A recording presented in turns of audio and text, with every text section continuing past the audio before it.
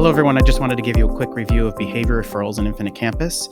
You can see that I'm using the new look of Infinite Campus. You can tell I'm using the new look by clicking on the avatar and turning on the new look toggle button.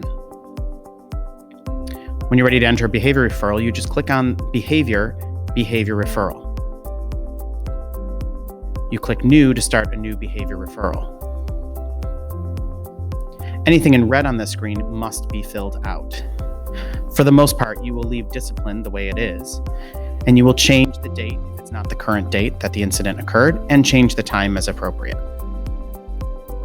Based on your building's needs, you will either enter a title or you will leave that blank and Infinite Campus will fill it out for you.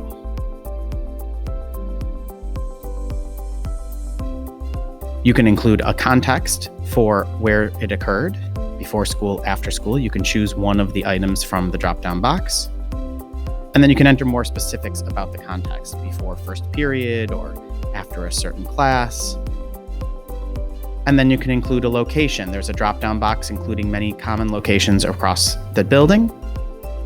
Once you've selected something like classroom, you might also want to include some more specifics about the location description. In the details box, you want to keep this very general because this details box gets dumped into multiple reports in Infinite Campus. So you want to be careful about what you write here, and please do not use student names in the details box. So you want to keep this very generic, and for instance, maybe use or refer to the students as student A and student B. So here I'm writing student A shoved student B.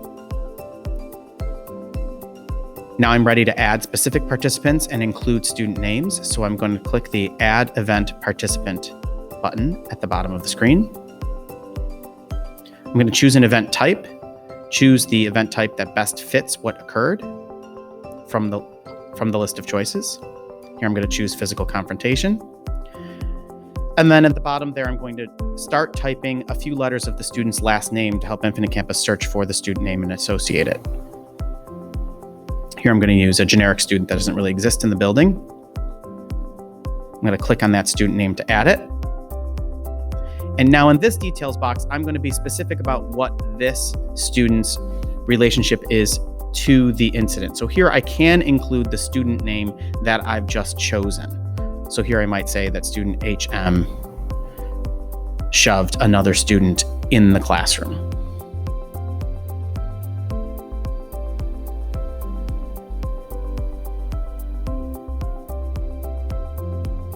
Now I'm going to add the student who got shoved. So I am going to, again, look for additional students in the building. I'm going to randomly choose a student here.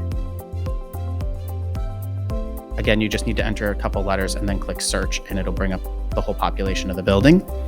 I'm going to change the role of the student from offender to victim.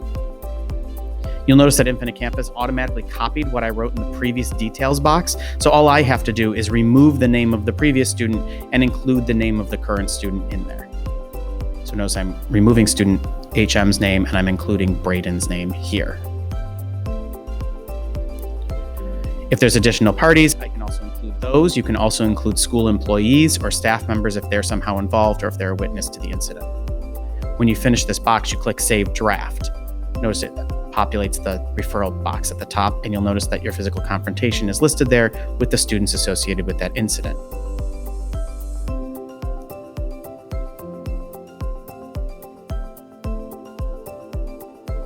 When you're complete with the referral, you can hit Submit, and Submit will send this on to the appropriate administrators. If you're starting a referral and you need to come back to the referral, then you would hit Save Draft. The other tip I would give you is to make sure that in the details box, if you've made any contact with parents or guardians, that you include that description in the details box before you send it on to your administrator. If you click Save Draft, that referral will sit inside the Behavior Referral Editor. And when you're ready to submit, you just click the Submit button and it gets sent on to the administrator. You'll be notified when a resolution occurs.